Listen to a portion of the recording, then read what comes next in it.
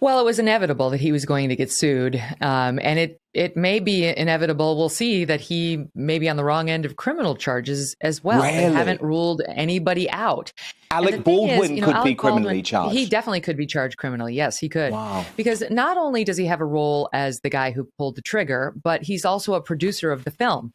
And there have been a lot of allegations that this was run negligently, that they tried to do it on a shoestring budget, that they didn't have the armorer, the person in charge of the guns, hired for enough money or enough days, and that she was very young, and so on. And so that could all fall on him, certainly civilly, as a producer. And when it comes to the criminal law, the case against Baldwin hasn't been ruled out. And here's why. All the standards on Hollywood movie sets, and I've read them myself, require that an actor not point a gun at another person on the set and actually say, every gun that's given to you should be treated as though it were loaded. And he didn't do that.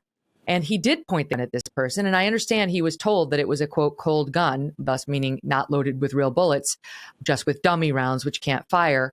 But there's been a history in Hollywood that, Brandon Lee died from believing that his gun only had blanks in it, but it actually projected a bullet out of it, and so on.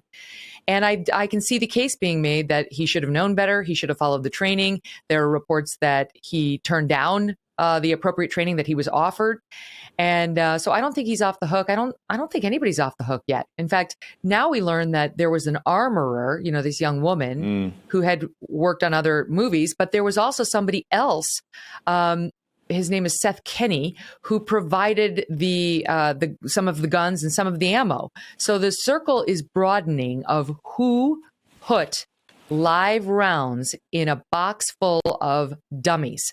Dummies, again, are things that they're just lookalikes. They just look like bullets. So if you have a gun that's like a Colt 45 where you can see the bullets on a movie set, you don't want it to be empty. You want it to look like it's really loaded. That's where you get a dummy. A blank is slightly more dangerous because it actually can fire something. That's what you use if you want the sound of gunfire and smoke.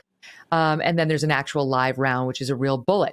And what happened here was somebody put live rounds in a box that was labeled dummies. And the question is, who did that? God.